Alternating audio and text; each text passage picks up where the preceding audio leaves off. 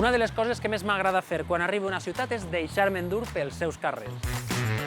I és que quan et poses a caminar mai saps el que pots trobar en girar un cantonet. I el cas és que avui crec que he trobat un tresor.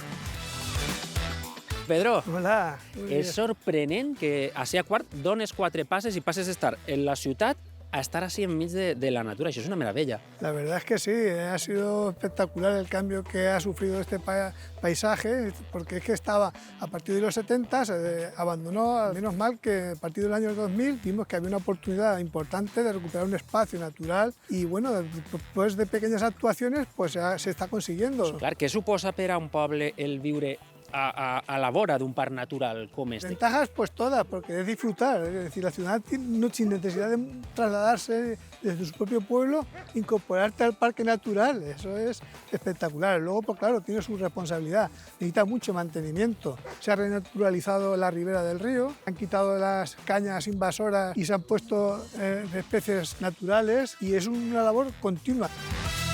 Hola, buenos días. Fina, tu formes part de la brigada de neteig, estàs així netejant el riu Sí.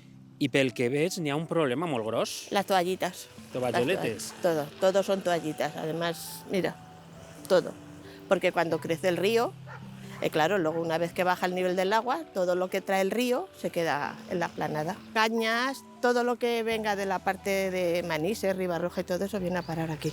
Clar, i si no estiguéreu vosaltres, l'aspecte seria molt diferent. Diferente. Esto se empezó a hacer en el año 2001, la limpieza general, y a partir de ahí ha sido avanzando para poder dejar esto conforme está. Perquè així abans no se podia ni entrar. No.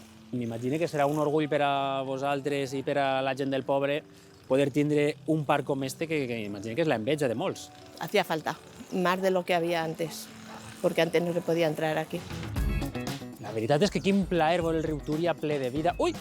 Yolanda! Toni! Hola, vine cap ací. Vaig cap allà! Yolanda, quina alegria veure't.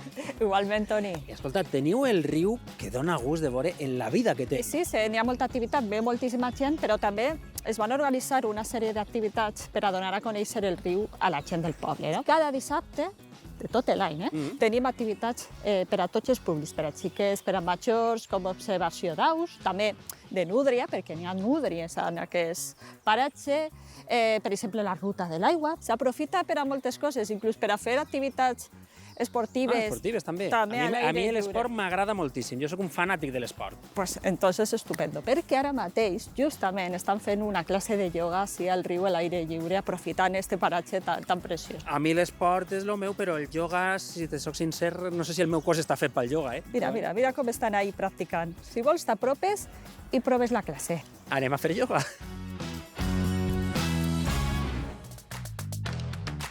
Manoli, Dime. m'han dit que esteu així fent una classe de ioga Sí. i jo vull incorporar-me. Tu penses que donaré la talla? Perfecto. Levanta tu mirada, saca tu pecho y respira. No te olvides de respirar. No, que si no m'ofegaré. ¿Cómo te sientes? Ridícul. Yo te veo perfecto. Fer ioga així en el llit del riu Túria ha de ser una experiència especial, no? La verdad es que es una experiencia única, porque estamos en nuestra sala y la energía que creamos pues se crea entre nosotras, pero una vez sales al aire libre es especial. Molt bé, doncs jo crec que vaig a intentar practicar una miqueta més i sobretot relaxar-me, que això així se pot fer de meravella, no? Tú respiras, inhalas y exhalas y verás cómo el cuerpo te acompaña.